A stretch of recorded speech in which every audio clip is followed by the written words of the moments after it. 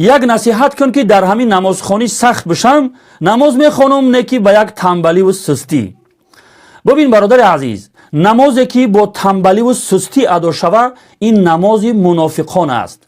خداوند صفت نمازخوانی منافقان را چنین بیان میفرماید: و اذا قاموا الى الصلاه قاموا کسالا، یعنی وقتی آنها یعنی منافقان به نماز قائم شوند با یک تنبلی و سستی به نماز قائم می شوند. تصور کن وقتی پدر یا مادر بار بار با تو زنگ میزنند ولی تو آنها رو جواب نمیتی. آنها میخواهند با تو صحبت کنند ولی تو نمیخواهی. به زنگ آنها جواب نمیتی. پدر و مادری که برای تو اینقدر زحمت ها کشیدند. این خیلی کار زشت و بده است. از تو یک انسانی بده میسازه و حتی شنیدنش هم نفرت آور است.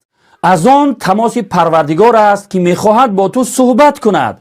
در یک روز 5 بار با تو تماس میگیرد، میخواهد با تو صحبت کند ولی تو نمیخواهی یا با دل ناخواهم جواب میدهی. خداوند که اینقدر نعمتها را با تو فراوان عطا فرموده است، نعمتهایی که آن را حساب کرده نمیتوانی. مگر این رسم بندگی است؟ در آخر با تو یک سوال دارم.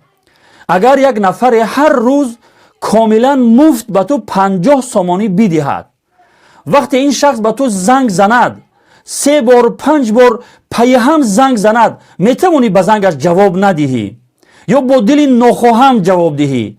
اصلا خود را چگونه حس میکنی وقتی در جواب نیکی هایش خنک نظری و بی‌پروایی میکنی؟